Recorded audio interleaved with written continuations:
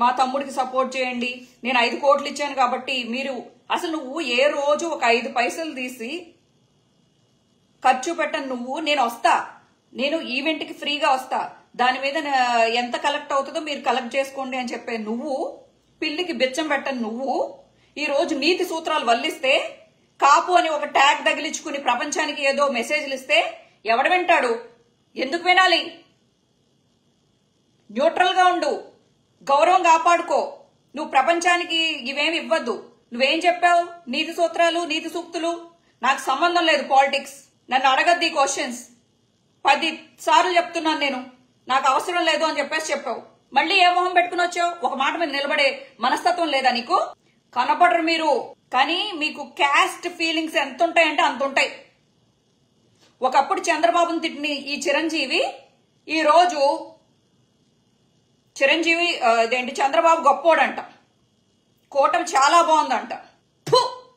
నువ్వు ఇండైరెక్ట్ గా ఏం చెప్తున్నావు?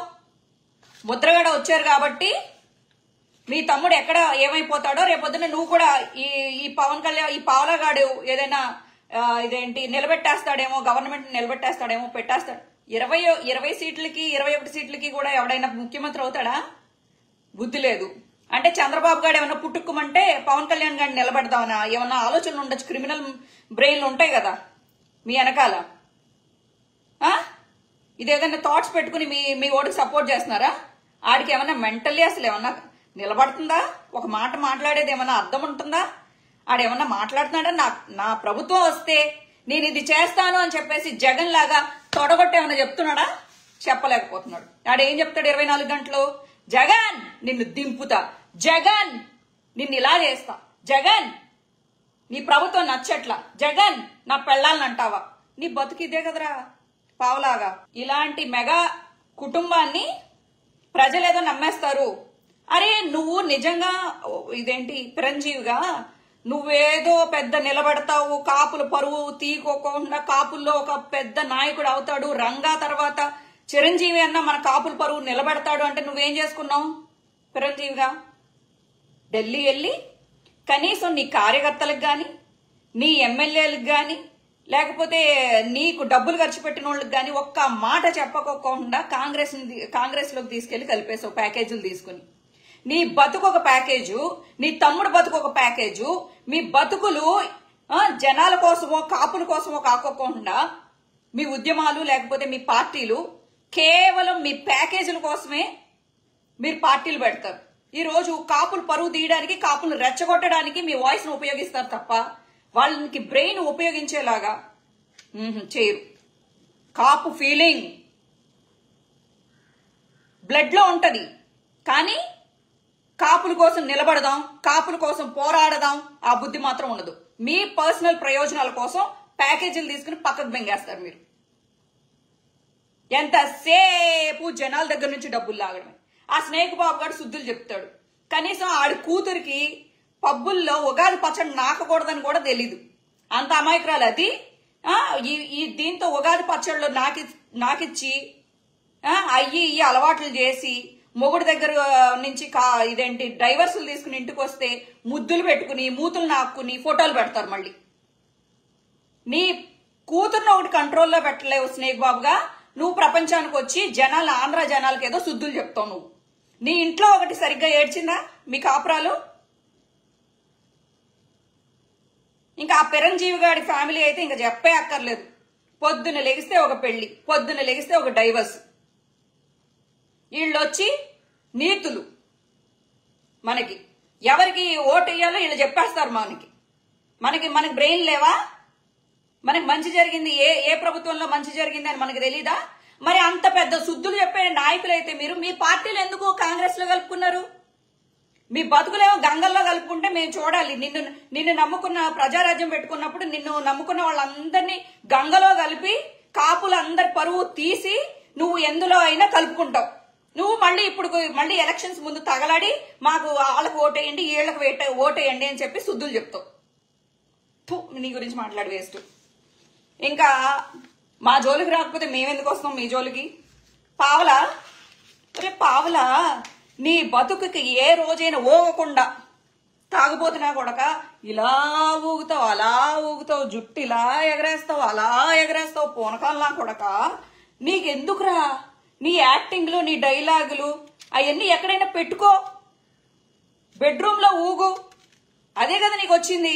నీకు కనబడిందా నల్ల, నువ్వు అసలు రాజకీయాల్లోకి ఎందుకు వచ్చావు?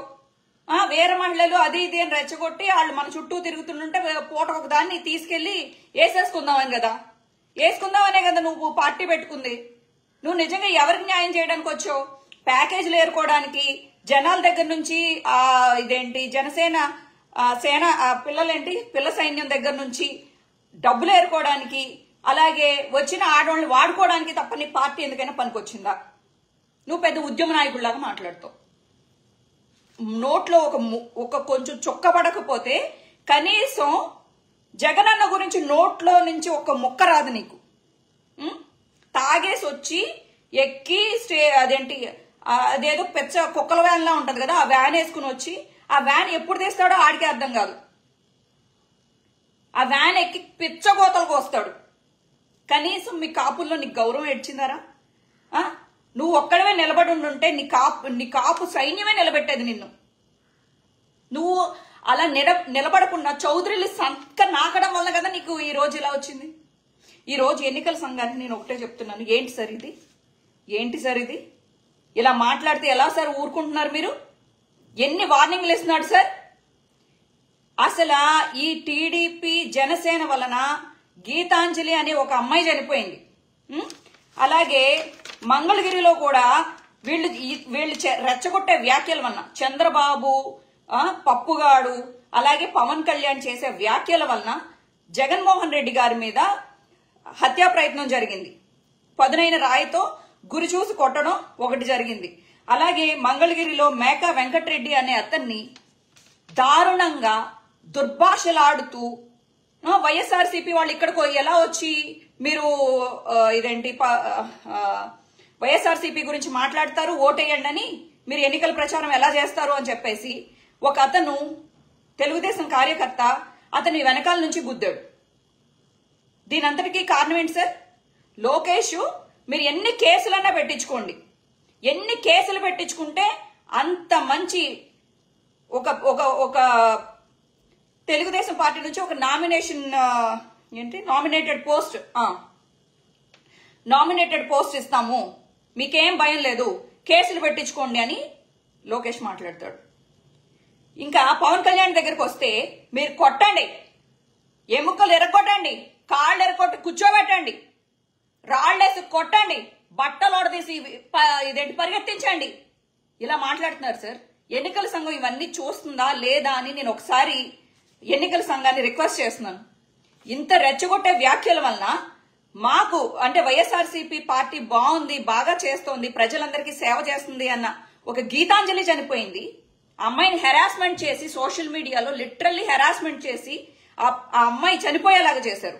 ఈ రోజు మేకా వెంకటరెడ్డిని లిటరల్లీ వెనకాల నుంచి గుద్ది అతను కోమాలోకి వెళ్లి అక్కడ చనిపోయేలాగా చేశారు. దీని అంతటికీ మీ దాష్టికాలు ప్రపంచానికి తెలియవనుకుంటున్నారా? జనసేన గాని లేకపోతే టీడీపీ గాని చేసే దాష్టికాలు. మీరు జనాలు చంపుతారు, కానీ జగనన్న చనిపోయే వ్యక్తుల్ని